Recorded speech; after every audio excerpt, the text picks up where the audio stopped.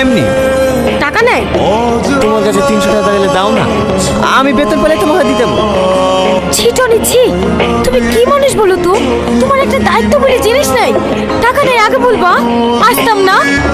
ধরো, যাও বিলটা দিয়ে দাও। আপনাদের আর কিছু লাগবে? বলো আর কি খাবা?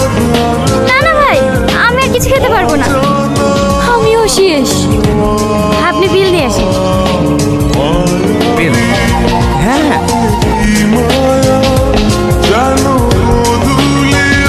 আমি একটু আসছি। আমি তো একটু বাইরে ছিলাম। ঠিক আছে, মনে কথা দেখছি। কি হলো এখানে দাঁড়িয়ে কেনে? এমনি। টাকা নেই? তোমার কাছে 300 টাকা গেলে দাও না, আমি বেতন পেলে তোমাকে দিয়ে দেবো। ছিটো নিচ্ছি,